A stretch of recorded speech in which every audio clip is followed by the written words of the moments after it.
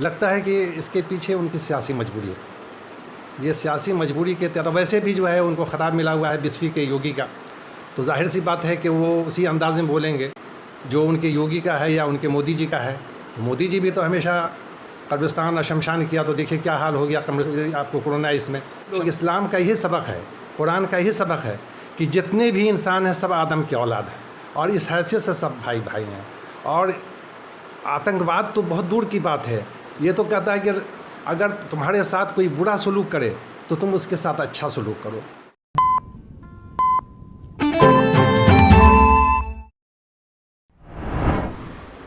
नमस्कार, मैं तौहीद। स्वागत है आप सभी का बदलता हिंदुस्तान न्यूज़ पर।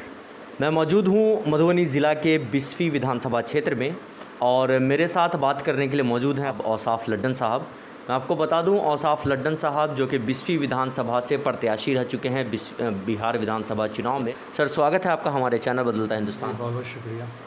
और जिस प्रकार से हरिभूषण ठाकुर बचौल जो विधायक हैं उनका बयान आया है मस्जिद और मदरसे को लेकर, जो बांका ज़िला में ब्लास्ट हुआ मस्जिद में, उनका कहना है कि मस्जिद में पढ़कर कोई भी इंजीनियर या डॉक्टर नहीं बनता, मस्जिद में मदरसे में पढ़कर लोग आतंकवादी ही बनते हैं, वहाँ पे आतंकवादी की शिक्षा दी जाती है। आप बचौल जी के इस बयान को किस नज़रिए से देखते हैं? जी, पता नहीं बचौल जी को क्या हो जाता है। मैं ज़ाती तौर पर उनको जानता हूँ। वो सुलझे हुए लीडर हैं, समझदार हैं, तालीम याफ्ता हैं, ज्ञानी हैं, लेकिन बयान देने में पता नहीं इस तरह का बयान क्यों देते हैं। मुझे अच्छी तरह से पता है, मैं बहुत सारे लोगों से मुस्लिम मामलात में बहुत सारे मुस्लिम स्टूडेंट उनके यहाँ गए, उनके मसाइल को हल किया, मुसलमान गए, लेकिन जब बयान देने की बात आती है तो ये मुस्लिम मुखालफत मस्जिद और जो है इसके बारे में, मदरसे के बारे में इस तरह का बयान देते हैं। लगता है कि इसके पीछे उनकी सियासी मजबूरी है। ये सियासी मजबूरी के तहत वैसे भी जो है उनको ख़ताब मिला हुआ है 20वीं के योगी का, तो जाहिर सी बात है कि वो उसी अंदाज में बोलेंगे जो उनके योगी का है या उनके मोदी जी का है। तो मोदी जी भी तो हमेशा कब्रिस्तान और शमशान किया, तो देखिए क्या हाल हो गया आपको कोरोना इसमें। शमशान और कब्रिस्तान में जगह नहीं, ईद और दिवाली शमशान और कब्रिस्तान। तो इसी तरह से ये लोग जो बस मस्जिद और मदरसा ही लाते हैं। और आपको हम बता दें कि इन्होंने जो इल्ज़ाम लगाया है मदरसे के बारे में कि वहाँ आतंकवाद की तालीम दी जाती है, मदरसे में कुरान और हदीस इसकी तालीम दी जाती है।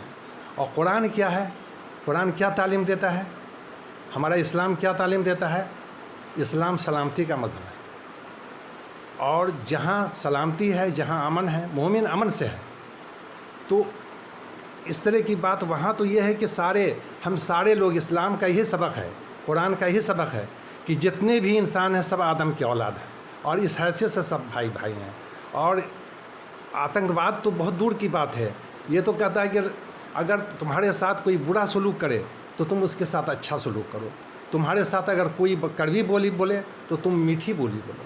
हम बचौल जी के लिए क्या कर सकते हैं? हम सिर्फ उनके लिए दुआ कर सकते हैं कि भगवान से दुआ है कि उनका हृदय परिवर्तन हो और जो उनके दिल में मुस्लिम अदावत है, नफ़रत है, इस तरह की बयान हो। हम ज़ाती तौर पर मैं जानता हूँ नहीं है, लेकिन ये पता नहीं किस मजबूरी से, लेकिन इसके पीछे एक दूसरा कारण भी है। हमें लग रहा है कि आपको याद होगा 2020 के विधानसभा में बीजेपी ने किस तरह से नीतीश कुमार को डैमेज करने की कोशिश की, चिराग पासवान के ज़रिए। सब आप तो देखा है, सबों के सामने में है। ये दरअसल नीतीश कुमार को डैमेज करने की कोशिश है, चूँकि मुझे पता है और इसका एतराफ़ भी लोग करते हैं। जब भी मैं मदारिस के जो उलमा से, मौलाना से जो मुलाकात करता हूँ, उनसे बातें होती हैं, तो कहते हैं नीतीश जी ने बहुत किया और अच्छा खासा जो है उनके लिए जो आपको उनके मुशाहरा में उनके पेमेंट को एक सम्मानजनक उनका एक पेमेंट और वक्त पर उनको पेमेंट हो रहा है। और बहुत सारे मदरसा, नए मदरसा का उन्होंने अलहाक किया, उसको एप्रिशिएशन दिया। और अभी तस्करा भी था कि जितने भी वक्फ के जो मसाजिद हैं, उनके जितने भी इमाम हैं, उनको सरकार उनको तनख्वाह के बारे में सोच रही है।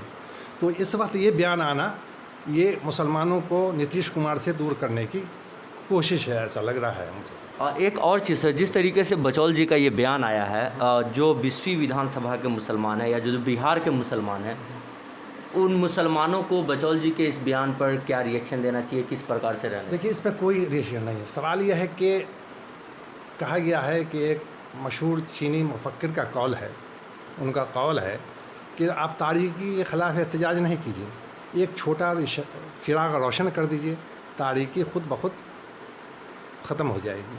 अभी हमारी ज़िम्मेदारी और बढ़ गई है मुसलमानों की, हमारे उलमा की, हमारे इमाम की, कि हम सही मानों में बताएं कि इस्लाम क्या है।